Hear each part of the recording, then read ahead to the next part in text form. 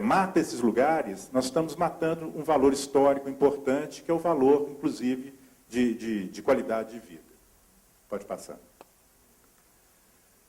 Bom, quando a gente fala na questão do patrimônio cultural e natural, nós estamos tentando fazer, então, uma síntese num novo conceito que a gente tem trabalhado, que é o conceito de paisagem cultural, né? A gente deve lembrar que o decreto-lei, que foi de 1937, que é o decreto que criou o Serviço de Patrimônio Histórico Nacional, ele criou 4 livros de registro dos bens tombados, e um deles, já naquela época, era exatamente o livro do tombo do patrimônio paisagístico, que se referia exatamente a esses lugares únicos, a esses lugares que têm a sua paisagem diferenciada. E o que a gente consegue perceber é que, nesse momento, a gente já estava fazendo uma relação dessas paisagens com a questão da cultura. Ou seja, a questão da paisagem cultural, ela não diz respeito apenas, embora o apenas seja mal aplicado, porque o apenas já é um mundo, né? Não é apenas a paisagem natural, as riquezas naturais que aquele ambiente tem, mas é também ao valor simbólico que as sociedades e as comunidades lhe agregam. Então, a questão de certas paisagens, são paisagens que elas são importantes também do ponto de vista simbólico. E essa questão do simbólico é importante para a nossa conservação enquanto espécie humana do bem no planeta, né? E eles agregam, então, essa ideia da excepcional beleza natural e o valor simbólico. Esse excepcional beleza natural é do livro do tombo do patrimônio, que é um conceito de 1937. Hoje, quando a gente fala de beleza natural, como eu falei, nós não estamos falando apenas da imagem, né? Mas da importância para a sociedade, para a cidade, que aqueles espaços urbanos ou espaços paisagísticos podem ter. Pode passar. Eu acho que essa questão é uma questão fundamental para a nossa discussão, porque ela vai revelar de pronto quais são as verdadeiras questões que estão envolvidas na ocupação da paisagem. Pode passar, por favor. Além disso, e o que é muito curioso não é uma boa palavra também, né, mas a Serra do Curral ela foi tombada pelo Instituto de Patrimônio Histórico e Artístico Nacional. E, no entanto, parece que ela foi tombada só do lado de Belo Horizonte, mesmo assim, mal, né? Para o lado de Nova Lima, conforme vocês vão ver numa sequência de fotos que eu tenho, ela praticamente deixou de existir, né? E, além disso, outras proteções acabam acontecendo nessa vertente de Nova Lima. Pode passar, por favor. Então, aqui eu vou mostrar, para encerrar, eu procurei ficar bem dentro do meu tempo, uma sequência de fotos onde a gente vai poder perceber isso. Tem outros ângulos que eu gostaria de ter fotografado, mas, infelizmente, não tive tempo, né?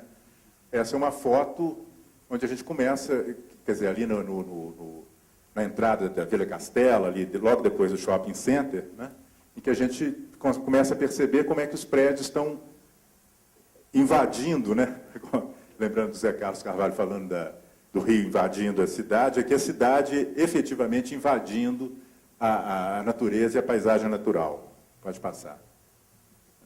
Vocês veem que a sequência dos prédios é exatamente a sequência de criar obstáculo ao bem protegido pelo patrimônio histórico e artístico nacional, que é a Serra do Curral.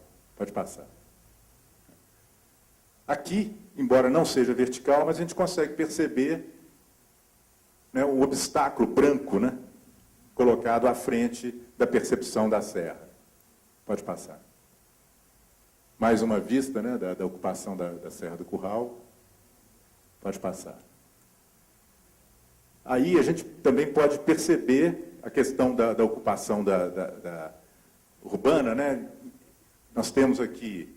Vocês veem que modifica a paisagem. Essa foto é interessante porque ela mostra a montanha como ela é, a montanha com um tipo de ocupação em casas, que já é muito diferente disso, né?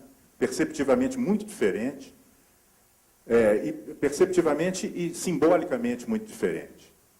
E uma verticalização ainda não tão alta, mas já uma verticalização que começa a acontecer aqui também.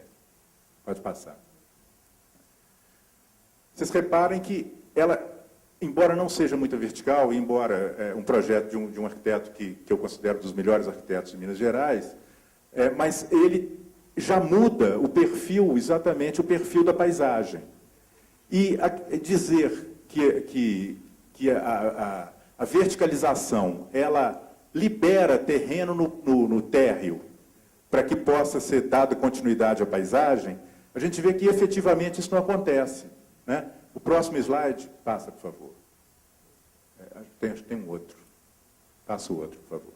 Vocês veem, olha, o espaço entre os prédios ele acaba sendo um espaço residual. Então, a paisagem deixa de ser dominante e o prédio passa a ser dominante em relação à paisagem.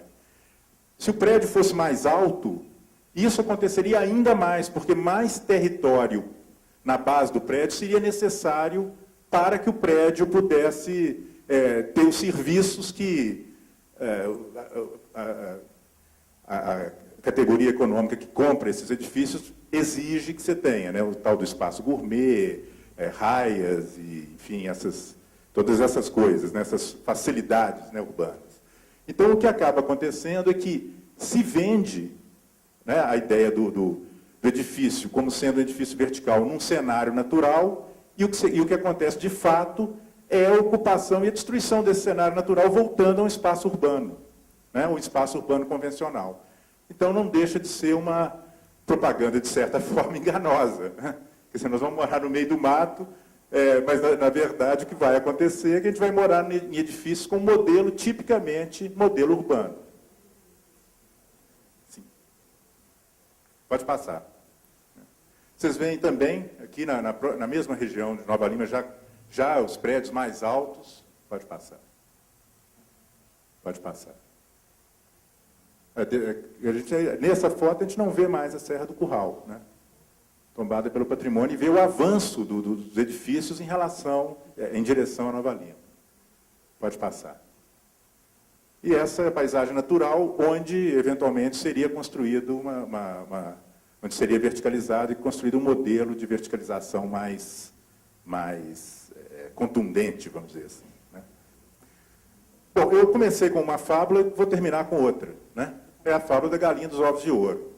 Como eu falei, a ideia é que se venda aquele lugar como um lugar excepcional e que a verticalização ou os edifícios que ali forem construídos serviriam exatamente para dar ouro, né? Uma oportunidade de morar de uma forma diferenciada para as pessoas. E, na verdade, isso não vai acontecer. O que vai acontecer é exatamente voltar ao mesmo padrão de urbanização corrente, né? Então, a gente estaria matando as galinhas dos ovos de ouro.